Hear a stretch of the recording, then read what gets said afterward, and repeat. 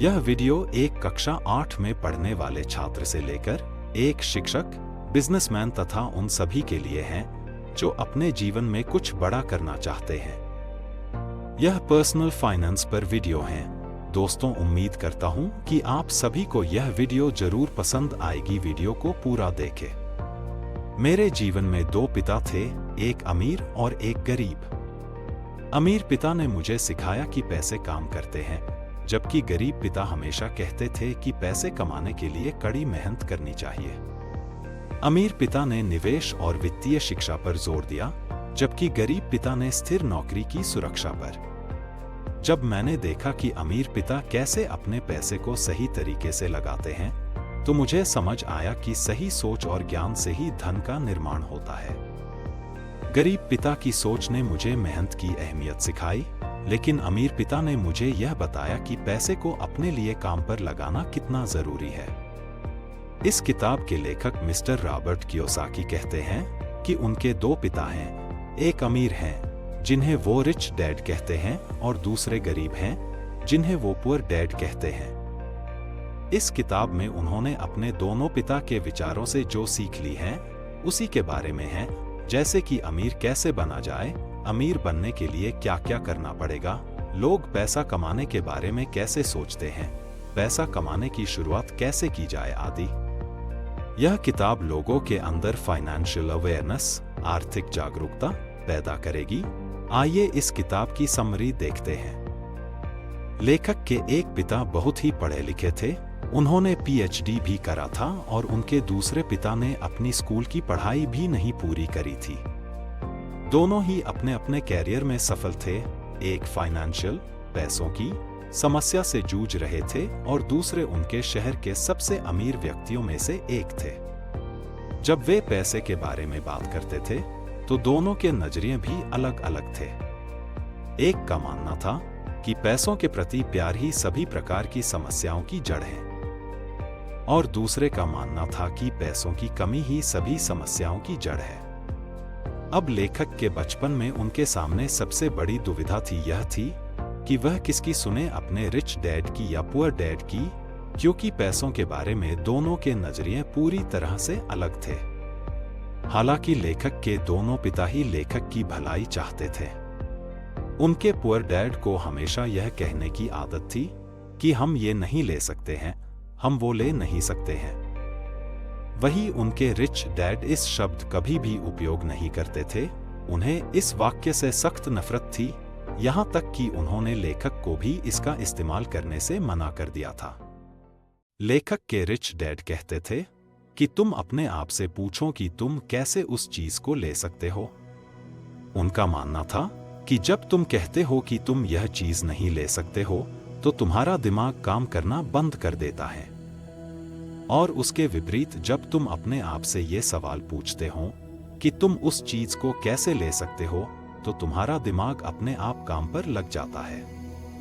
उनका यह कहना बिल्कुल नहीं था कि आप सब कुछ खरीदते चलो। उनका यह कहना था कि अपने दिमाग को हमेशा एक्टिव रखो, उसे काम पर लगाओ, जिससे तुम्हारे ब्रेन की एक्सरसाइज होगी और वह दिन ब दिन मजबूत बनता चला जाएगा। उनके पुअर डैड कहते थे कि कभी रिस्क मत लो, और रिच डैड कहते थे कि रिस्क को मैनेज करना सीखो। उनके पुअर डैड कहते थे कि बहुत पढ़ाई करो और कॉलेज डिग्री लो और एक अच्छी सुरक्षित नौकरी ले लो। वही रिच डैड कहते थे कि पढ़ाई करो और पैसा कैसे काम करता है वह सीखो। पैसों के लिए काम मत करो, बल्कि पैसों को तुम्हारे लिए काम पर लगाओ। 9 साल की उम्र में रॉबर्ट यानी कि लेखक ने डिसाइड किया कि वो अपने रिच डैड की सुनेंगे और उनसे पैसों के बारे में सीखेंगे, और पैसों के मामले में वो अपने पढ़े लिखे पुअर डैड को फॉलो नहीं करेंगे। रियल में उनके पुअर डैड उनके सगे पिता थे जो बहुत पढ़े लिखे थे और टीचर को नौकरी करते थे, लेकिन वह पैसों के मामले में गरीब थे। वही लेखक जिसे अपना रिच डैड कहते हैं, वो उनके दोस्त माइक के पिता थे, जिनके पास रॉबर्ट और उनका दोस्त माइक पैसे कैसे कमाते हैं वो सीखने के लिए जाते थे। रॉबर्ट के इस रिच डैड ने अपनी स्कूलिंग भी नहीं पूरी की थी, फिर भी वह शहर के सबसे अमीर लोगों में से एक थे और बाद में जाकर अमेरिका के सबसे अमीर व्यक्तियों में से एक बने। रॉबर्ट और माइक के कहने पर उनके रिच डैड उन्हें पैसे कैसे कमाते हैं सिखाने के लिए तैयार हो गए। उनके अमीर पिता ने उन्हें पैसों के बारे में कुछ बहुत ही महत्वपूर्ण बातें बताई जिनके बारे में हम आगे बात करेंगे। अमीर पिता ने उन्हें कहा कि आप कितना पैसा कमाते हो यह महत्वपूर्ण नहीं है, महत्वपूर्ण यह है कि कितना पैसा आप बचाते हो। बहुत सारे लोगों को यह नियम पता नहीं है, इसीलिए हम देखते हैं कि लाखों रुपए की लॉटरी जीतने वाला गरीब या मध्यम वर्गीय आदमी अचानक से अमीर तो बन जाता है, परंतु कुछ ही सालों अपनी पुरानी हालत पर आ जाता है क्योंकि उन्होंने ने बचाए नहीं सिर्फ खर्च किया। हम यह भी देखते हैं कि कोई खिलाड़ी जो 25 से 30 साल की उम्र में करोड़ों रुपए कमा रहा था, पर उसके 10 से 15 साल बाद उसके पास कुछ नहीं बचा है, वह बेघर हो गया है और उसे अपना खर्च चलाने के लिए बसें साफ करना पड़ रहा है। क्या आप उस खिलाड़ी का नाम बता सकते हैं? सोचिए जरा। लंबे समय में आप कितना पैसा कमाते हैं वो मैटर नहीं करता है, आप कितना पैसे आप बचाते हैं वो मैटर करता है।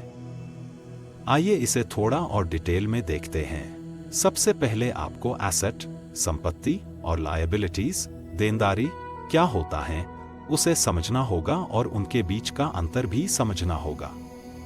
रिच डैड ने उन्हें साधारण भाषा में समझाया कि एसेट आपकी जेब में पैसे डालते हैं, वही लायबिलिटीज आपकी जेब से पैसे निकालती हैं। यदि आपको अमीर बनना है तो आपको एसेट खरीदने होंगे और यदि आपको गरीब और मध्यम वर्गीय बनना है तो आपको लायबिलिटीज खरीदने होंगे। कोई भी अमीर आदमी पढ़ा लिखा हो या न हो, लेकिन वह फाइनेंशियली लिटरेट, आर्थिक रूप से पढ़ा लिखा जरूर होता है, यानी पैसा कैसे काम करता है यह उसे जरूर पता होता है। पैसा कैसे काम करता है यह किसी भी स्कूल और कॉलेजेस में भी नहीं सिखाई जाती है। हर आदमी का एक इनकम स्टेटमेंट, आय विवरण, बैलेंस शीट और कैश फ्लो, पैसे का बहाव होता है। इनकम स्टेटमेंट में दो भाग होता है, एक इनकम कमाई और दूसरा एक्सपेंसेस खर्चा। यह आपको बताता है कि आपने कितने पैसे कमाए हैं और कितने खर्च किए हैं तथा सब खर्च निकालने के बाद आपके पास कुल कितना पैसा बचा है, कुछ बचा भी है या नहीं। बैलेंस शीट में भी दो भाग होते हैं, एक एसेट संपत्ति और दूसरी लायबिलिटीज देनदारी। आपके एसेट आपके लिए पैसा बनाते हैं, ये आपको पैसा कमा कर देते हैं, जैसे जमीन, शेयर मार्केट और बॉन्ड्स में लगाया गया पैसा, इंटेलेक्चुअल प्रॉपर्टी, बौद्धिक संपदा आदि।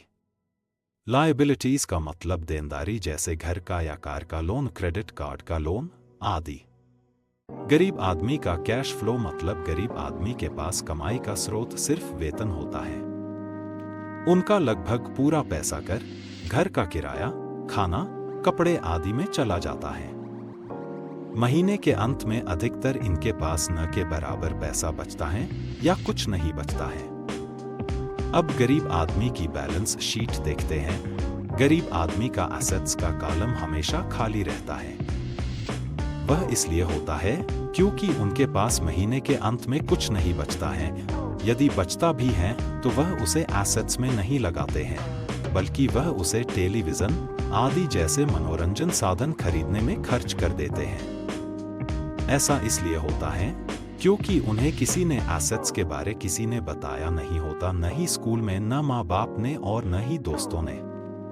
लायबिलिटीज वह खरीद नहीं पाते हैं क्योंकि उनके पास उतने पैसे बचते ही नहीं हैं। आइए अब मध्यम वर्ग के आदमी का कैश फ्लो देखते हैं। मध्यम वर्ग के आदमी का कैश फ्लो मध्यम वर्गीय लोगों का एक सेट पैटर्न होता है।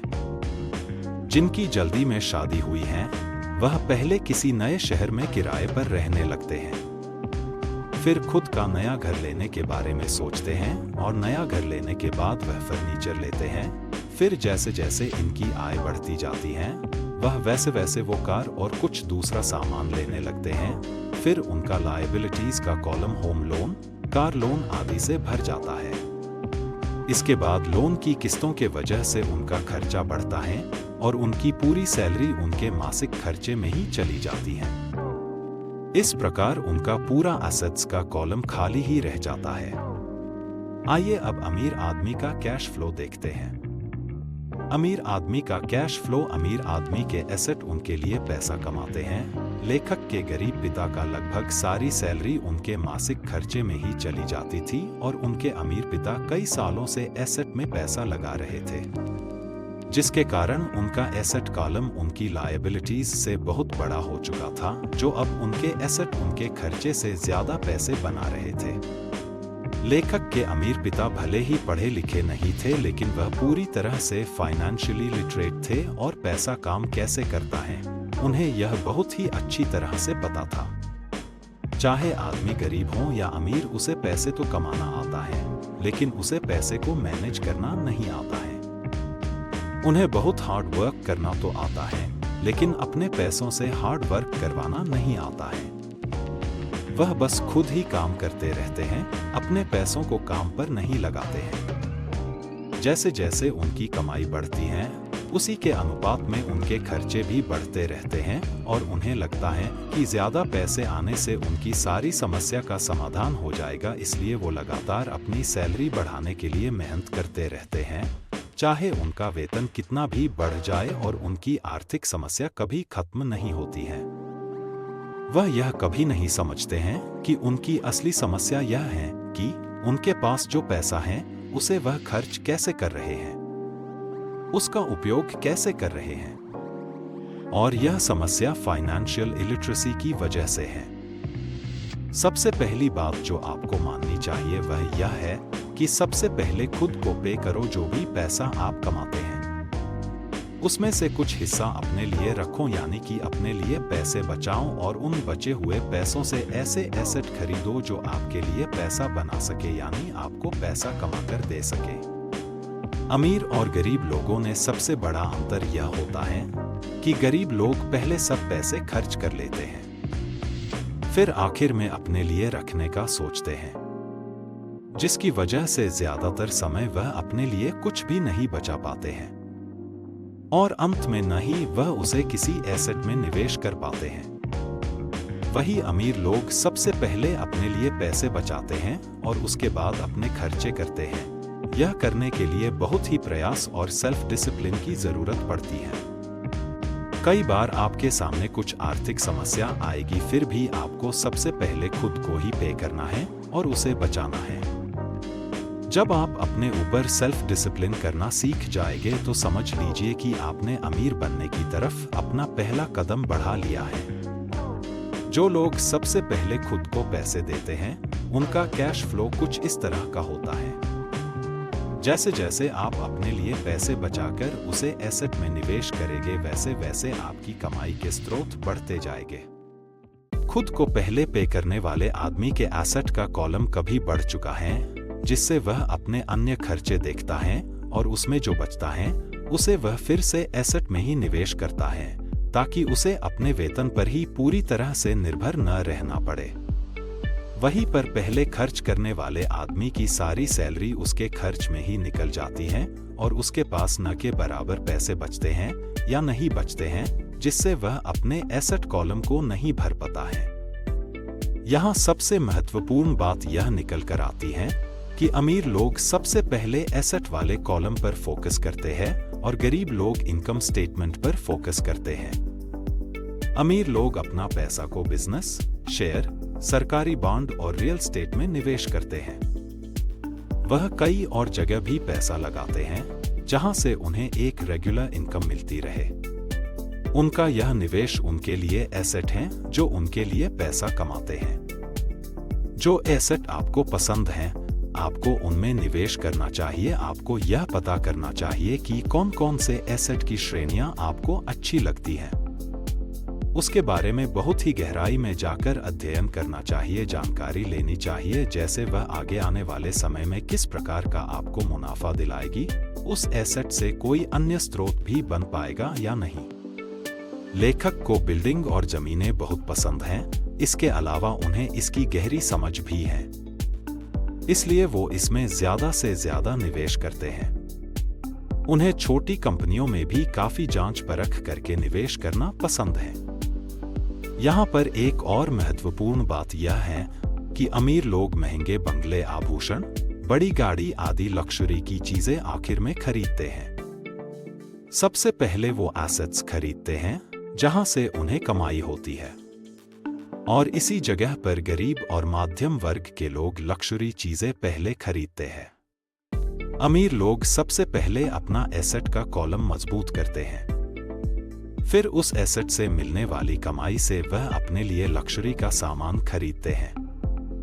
अगर उन्हें कोई महंगी चीज खरीदनी है तो वह पहले सोचते हैं किस तरह से अपने एसेट कॉलम को मजबूत किया जा सकता है, जिससे एसेट से मिलने वाली कमाई बढ़ेगी और उस कमाई से वह उस महंगी चीज को खरीदेंगे। वह लगातार अपने दिमाग का उपयोग करते हैं, उससे एक्सरसाइज करवाते हैं, जिससे उन्हें पैसे कमाने के नए नए विचार मिलते रहते हैं। इस तरह वह लक्जरी का सामान खरीदने से पहले वह अपनी कमाई तथा उसके स्रोत बढ़ाने के बारे में पहले सोचते हैं। वहीं पर अन्य लोगों का एक ही कमाई का स्रोत होता है, वह है नौकरी, और जब वह कोई लक्जरी का सामान खरीदते हैं तो उनका पूरी आर्थिक स्थिति बिगड़ जाती है। जिन गरीब या मध्यम वर्गीय लोगों की लॉटरी लगती है, वह भी अपनी एसेट पर निवेश करने के बजाय खर्च बढ़ाते जाते हैं।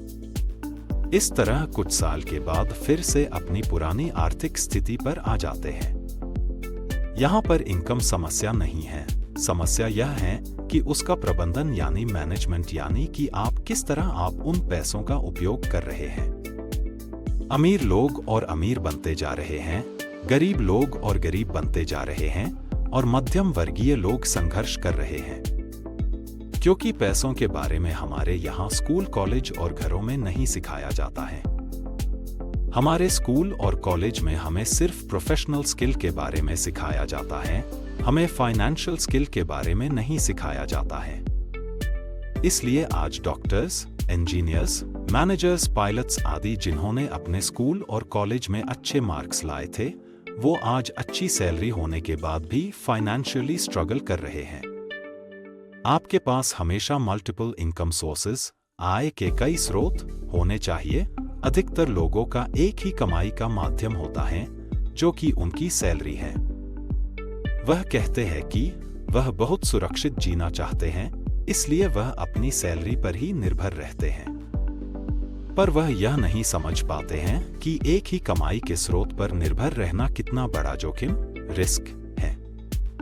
इनकम सोर्स 3 प्रकार का होता है। ऑर्डिनरी मतलब आपकी सैलरी, पैसिव मतलब रियल एस्टेट आदि से कमाया गया पैसा, यानी जहां से आपके न रहने और न ध्यान देने पर पैसा आए। पोर्टफोलियो मतलब शेयर बाजार और सरकारी बॉन्ड से कमाया गया पैसा। आज के समय में दुनिया के सबसे अमीर आदमी अमेज़न के संस्थापक श्री जेफ बेजोस और दुनिया के सबसे महान निवेशक Shri Warren Buffett portfolio income की वजह से अमीर बने हैं। वहीं अगर बात करें अमेरिका के राष्ट्रपति श्री डोनाल्ड ट्रंप और इस किताब के लेखक श्री रॉबर्ट के की, तो वो पैसिव इनकम की वजह से अमीर बने हैं। लेखक के रिच डैड हमेशा कहते थे कि तुम्हें अपने ऑर्डिनरी इनकम सोर्स को जल्द से जल्द पैसिव इनकम या पोर्टफोलियो इनकम में बदलना चाहिए, यानी अपना पूरा ध्यान एसेट का कॉलम बढ़ाने पर देना चाहिए। अगर आपके पास अच्छे अवसर, अपॉर्चुनिटीज आ रहे हैं, लेकिन आपके पैसा ही नहीं है, या अवसर आपके सामने है लेकिन आपको दिख नहीं रहा है, तो उसका मतलब है कि आपके पास फाइनेंशियल इंटेलिजेंस नहीं है। दिमाग हमारा सबसे पावरफुल एसेट है। अगर उसे हम अच्छे से ट्रेन करते हैं तो आपको कई अच्छे अवसर ढूंढने में और अच्छे अवसर उत्पन्न करने में मदद मिलेगी, जिससे आप बहुत अच्छी कमाई कर सकते हैं। Focus on learning not earning. आपको लर्निंग पर फोकस करना होगा, अपने दिमाग को फाइनेंशियली ट्रेंड करना होगा। आपका माइंड फाइनेंशियली ट्रेंड होगा तभी वह नए फाइनेंशियल अवसरों को देख पाएगा। कोई भी चीज सीखते हुए आपको अपना माइंड खुला रखना चाहिए। आज के समय में बहुत सारे लोग जब उनके सामने कोई नया विचार आता है तो उसे सही से नहीं सुनते हैं या अनसुना कर देते हैं। वहीं पर जो सही में बुद्धिमान होते हैं वह नए विचारों का खुले मन से स्वागत करते हैं, उसे तुरंत नोट कर लेते हैं। वह बोलने से ज्यादा सुनने पर फोकस करते हैं। आज के समय में जो अलग अलग एसेट्स हैं जैसे कि जमीन, शेयर बाजार, सरकारी बॉन्ड, नए बिजनेस आदि। आपको किसी में भी निवेश करने से पहले अपना दिमाग खुला रखकर उसका अध्ययन, स्टडी करना होगा। जो लोग लर्न की जगह अर्न पर फोकस करते हैं, वह पैसा तो कमाते हैं लेकिन उसे अच्छे से मैनेज नहीं कर पाते हैं। फिर आगे चलाकर किसी न किसी फाइनेंशियल समस्या में फंसते रहते हैं। फाइनेंशियल नॉलेज न होने की वजह से लोग अपने आसपास चल रही जल्दी से अमीर बनने वाली किसी योजना में किसी के कहने पर पैसा लगा देते हैं। फिर उसके बाद वह कंपनी उनका पैसा लेकर भाग जाती है। इसीलिए लेखक के रिच डैड ने उनसे कहा कि पहले लर्निंग पर ध्यान देना चाहिए, बाद में अर्निंग पर। फाइनेंशियल लर्निंग आजीवन चलने वाली प्रक्रिया है। जब भी तुमसे गलती होगी तो तुम उससे सीखो और अगले समय वह गलती न करो। गलतियों से बिल्कुल न डरो। जब कोई जीतने के लिए खेलता है तो उससे गलतियां होती हैं, लेकिन सबसे महत्वपूर्ण है कि उस गलती से सीखकर आगे अच्छा करना। रिच डैड ने लेखक को रिस्क मैनेजमेंट, जोखिम प्रबंधन सीखने को कहा। इस संदर्भ में मिस्टर वॉरेन बफेट ने कहा है कि risk comes from not knowing what you are doing. आप क्या कर रहे हैं, यदि आपको वह पता नहीं है तो वह जोखिम है। यदि आप गाड़ी चला रहे हैं और आपको गाड़ी चलाना ही नहीं आता है तो वह रिस्क है। इसको कम करने के लिए पहले आपको गाड़ी चलाना सीखना पड़ेगा। इसी तरह फाइनेंशियल रिस्क को भी फाइनेंशियल ज्ञान और स्किल डेवलप करके कम किया जाता है। इसीलिए किसी भी एसेट में निवेश करने से पहले उसके बारे में सही से जानना और उसके बारे में स्किल होना बहुत जरूरी है। आइए हम आगे देखते हैं कि लेखक ने अपने फाइनेंशियल ज्ञान और स्किल का उपयोग करके कैसे पैसे बनाए। 1989 में रॉबर्ट अमेरिका में जहां रहते थे, उसके पास के एक स्थान से गुजर रहे थे। वहां उन्होंने देखा कि वहां के अधिकतर घरों पर सेल के बोर्ड लगे हैं। उस समय अमेरिका में मंदी आ गई थी, शेयर बाजार टूट चुका था तथा वहां की रियल एस्टेट का बाजार भी बहुत ही खराब हालत में था। उन्होंने देखा कि वहां पर एक घर के नोटिस बोर्ड पर बहुत दिनों से सेल का बोर्ड लगा हुआ था। तब वह उस घर के मालिक से मिले। उन्होंने उसके मालिक से पूछा कि यह घर कितने में बेच रहे हो।